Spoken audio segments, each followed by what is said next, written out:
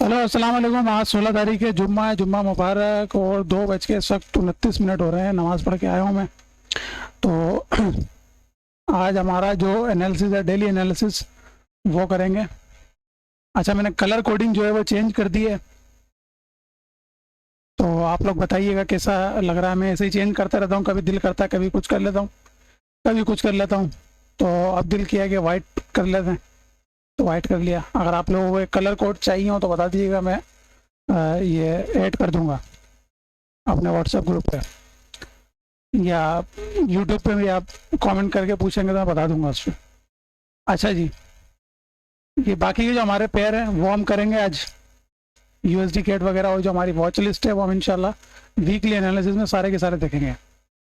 अच्छा, मुझे कल बताया था कि हमारा जो यूएसडी कैट का है वो बड़ा ज़बरदस्त एनालिसिस किया है हमने।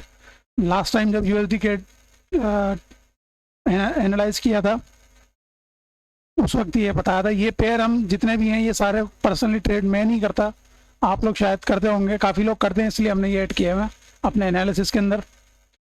अच्छा, तो मैं बताता चलूँ, लास्ट टाइम जब मैं एनालाइज कर रहा था तो आप में से काफ़ी लोगों ने यूट्यूब पे कमेंट किया था कि ये वाला आपने मार्क नहीं किया।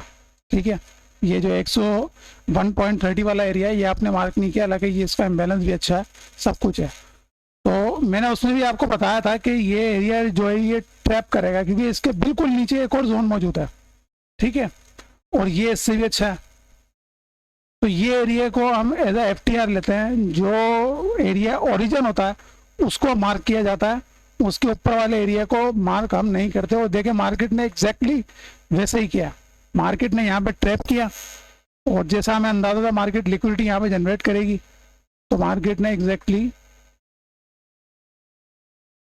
यहाँ पर वही किया। और जिन लोगों ने यहाँ ट्रेड ली होगी वो यकीनन ट्रैप हो गए होंगे। यहाँ पर मार्केट ने एक कैंडल बनाई, देन अगेन रिजेक्शन मिली, और ये सारा का सारा जो जितनी लिक्विडिटी थी वो चली गई, और मार्केट ने हमारे एरिया को यहाँ पर रिस्पेक्ट दी, सिर्फ टच किया और ऊपर गए।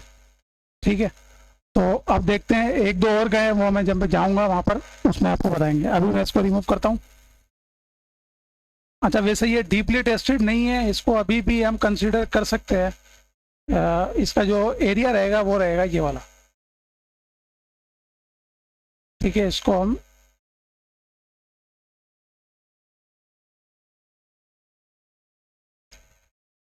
इस तरीके से कंसीडर कर सकते हैं, लेकिन ये काफ़ी रिस्की होगा। मैं सिर्फ आपको बता रहा हूँ कि अब ये एरिया यहाँ पर थोड़ा सा स्क्यूज आउट हो चुका है, क्योंकि ये H4 का है, H1 में हमें यहाँ पे मिल सकता है।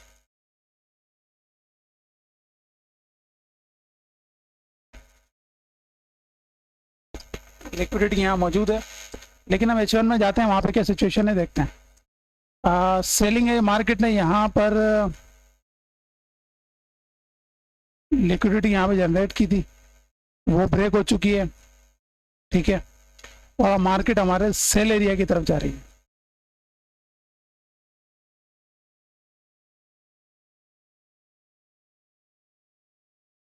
बहुत पीछे है ये, काफ़ी लोड करना पड़ेगा इसको, क्योंकि बहुत बड़ा एरिया था। आप यहीं से समझ लीजिए, बहुत टाइम लग जाएगा वरना। ये है 1.3329। ठीक है, ये एरिया है, और ये हमारा मेन डेली का एरिया है 1.35। ये हमारे एरियाज हैं। ठीक है, और डिमांड में हमारे पास सिर्फ यही एरिया है।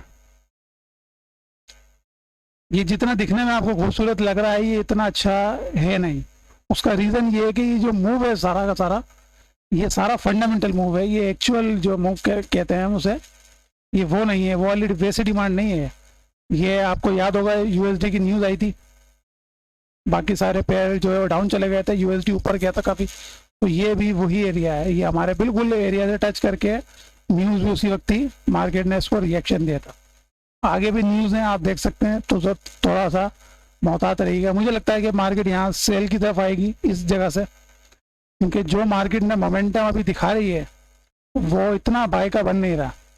ठीक है, तो यहाँ पे बाय फिलहाल यही है। मार्केट ने यहाँ कोई भी ट्रेसेस ऐसे छोड़े नहीं है। मैं एक दफ़ा M13 आपके लिए देख लेता हूँ, अगर यहाँ कुछ दिखता है तो। अच्छा जी, एक एरिया यहाँ ज़रूर मौजूद है, ये वाला, इसको हम मार्क कर देते हैं। ठीक है, ये है 1.32। ठीक है, इस एरिया को आप ध्यान में रखिएगा। GBP न्यूजीलैंड डॉलर, ये भी हमारा अच्छी ट्रेड गई थी काफ़ी।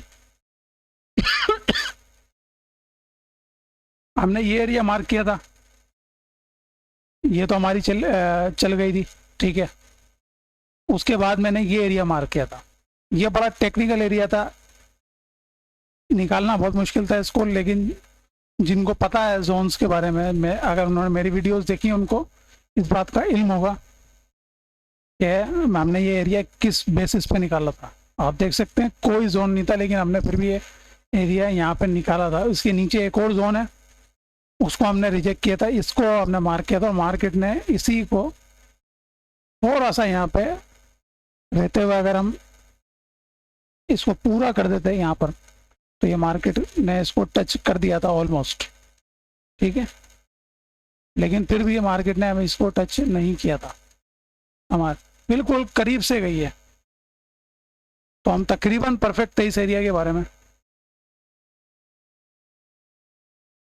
और ये MPL हमने मार्क किया था उसी वक्त, ये वाला एरिया MPL हम मार्क किया था मार्केट ने, ये भी काफ़ी अच्छा चला था। ठीक है, अब मैं इसको रिमूव करता हूँ सारे को।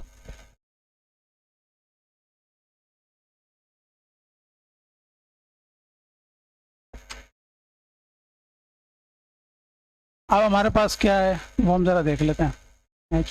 H4 में जाता हूँ। अच्छा जी, H4 हमें सजेस्ट कर रहा है कि मार्केट नीचे की तरफ जाने वाली है। हमारे पास पहले मैं सप्लाई निकाल लेता हूँ H4 की, जो हमारे पास सप्लाई है वो ये है। ठीक है, और कोई एरिया नहीं है। H3, H2, H1। H1 में हमारे पास ये वाला एरिया काफ़ी डिसेंट लग रहा है, इसको मैं इसलिए मार्क कर रहा हूँ यहाँ पर। ठीक है, और ये इसका जो टारगेट होगा अगर ये चलता है, ठीक है, उम्मीद है ये करेगा काम, अगर ये चलता है इसका टारगेट होगा, ये लो होगा इसका टारगेट। ठीक है,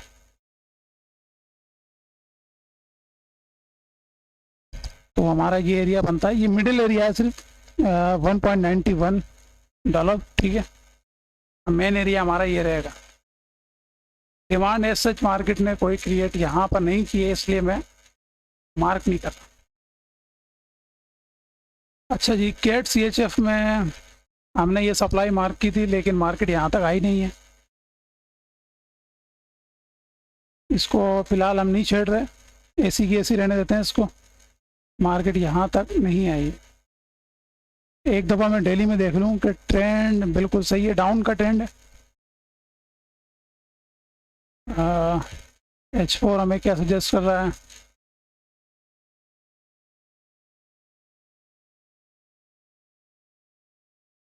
यहाँ इम्बैलेंस मौजूद नहीं है, लेकिन फिर भी ये एरिया जो है बाय विक टेस्टेड है, लेकिन कैंडल बॉडी टेस्टेड नहीं है, तो इसको हम एज अ स्वैपिंग एरिया ले सकते हैं।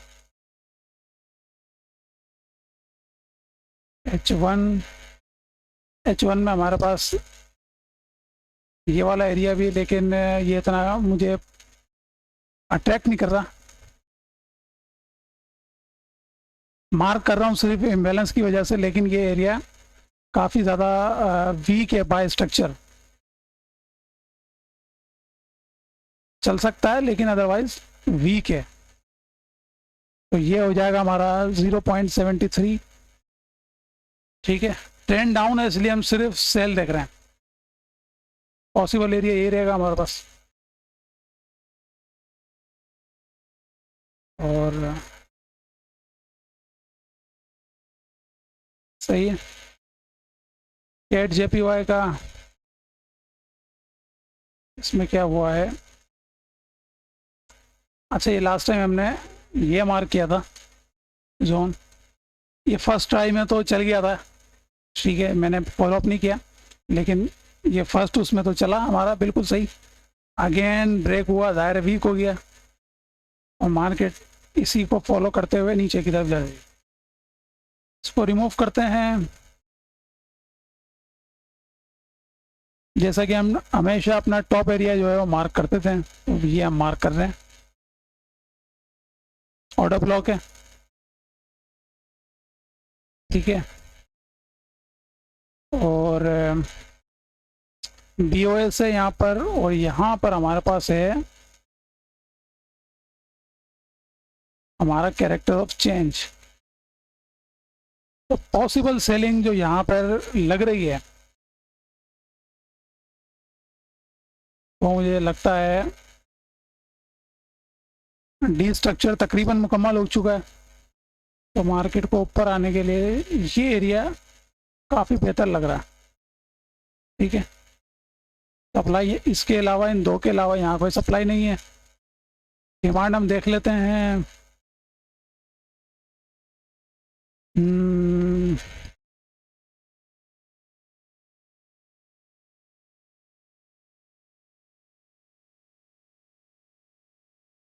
एक तो ये एरिया हमारे पास मौजूद है, बीच में हमारे पास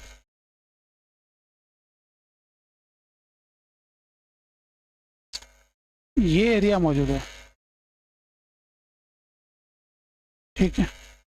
ये पॉसिबल रिट्रेसमेंट मैं मार्क कर रहा हूँ, ये कोई इतना अच्छा एरिया नहीं है, रैली बेस रैली, ठीक है। ये सिर्फ पॉसिबल रिट्रेसमेंट के लिए है। ये यहाँ से भी ब्रेक कर सकता है, यहाँ से भी ब्रेक कर सकता है, लेकिन जो मेन एरिया रहेगा वो ये रहेगा 106.06, ठीक है। ये मेन एरिया रहेगा हमारा डिमांड का। ये रिट्रेसमेंट पॉइंट हो सकता है। अगर हम इसमें फिबो लगाएं, फिबो हमने वाइट कर दिया था तो अगेन ब्लैक कर देते हैं। तो ये 61 के ऊपर है ऑलरेडी, तो ये वैसे भी खतरे से खाली तो नहीं है, लेकिन फिर भी मैंने रिट्रेसमेंट के लिए ये मार्क किया हुआ है, ठीक है। आप लोग याद रखिएगा इसको। और हमारे पास, बल्कि मैं इसको भी मार्क कर देता हूँ, ये भी एक पॉसिबल रिट्रेसमेंट है, इसको भी हमने मार्क कर दिया। और ये वाला तो खैर काफ़ी डिस्काउंटेड एरिया है, इसलिए हम इसको यहाँ पर मार्क कर रहे हैं। 68 से भी नीचे है, काफ़ी अच्छा एरिया।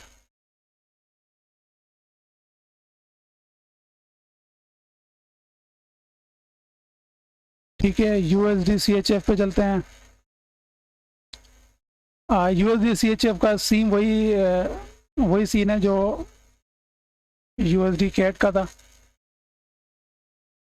फिर अगेन मैं आपको बता रहा हूँ कि ये एक सिर्फ फंडामेंटल मूव था, तो इसमें मोहतात रहिएगा ट्रेड करते हुए, ठीक है। कोई ब्रेक ऑफ स्ट्रक्चर नहीं है, इसको हम ले नहीं सकते पूरी तरीके से, ये कितना हाई नहीं है, लेकिन चलें मैं फिर भी मार्क कर देता हूँ ऐसा काउ, जिसको मैं मार्क कर रहा हूँ। ये हमारा BOS हो गया, ठीक है।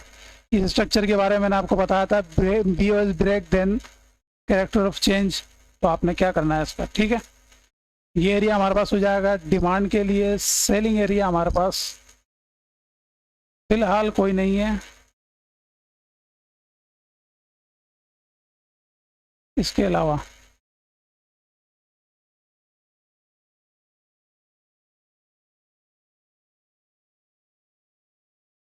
ठीक है, ये इम्बैलेंस यहाँ पे फिल हो चुका है, ये इम्बैलेंस रहता है। तो ये हमारी अप्रोच होगी। यहाँ पे कोई सप्लाई है नहीं, इसलिए हम मार्क नहीं कर रहे। अभी जिस जगह मौजूद है ये भी सप्लाई पे है, लेकिन ये टेस्टेड है इससे, तो थोड़ा सा मोहतात रहिएगा। अच्छा जी, यूरो CHF में हमारे पास काफ़ी आई थिंक मवाद है। यूरो आपको पता है डाउन जा रहे हैं, तो हमें सिर्फ सेलिंग देखनी है। सीधा H1 पे चलते हैं। पॉसिबल सेलिंग हमारे पास क्या हो सकती है, सेम आपको दिख रहा होगा सामने ये एरिया, ये ठीक है, QML हो गया। मार्केट ने इस एरिया का सारा जो लिक्विडिटी पोर्शन है वो पिक किया। अगेन FTR और एक छोटा था हमारे पास ये BOS भी मौजूद है। मैं इसके ऊपर का जो ओरिजिन है इसको भी मार्क कर रहा हूँ। 2 एरिया हमारे पास मौजूद है। एक हो जाएगा हमारे पास 0.96, 0.97, ये ज़्यादा स्ट्रॉन्ग एरिया है। इसको हम अगर FTR लें तो भी ठीक रहेगा, लेकिन मार्केट ने यहाँ पे 2 जो पॉइंट हैं इनकी जो लिक्विडिटी है मार्केट ने इसने ग्रैब किया, तो ये थोड़ा सा मुझे अटेंशन दे रहा है ये एरिया, ठीक है, इसलिए मैंने इसको मार्क किया। तो इंशाल्लाह आपसे कल जो है वो वीकली एनालिसिस में बात करेंगे तकरीबन तमाम के बारे में। ओके, अल्लाह हाफिज़।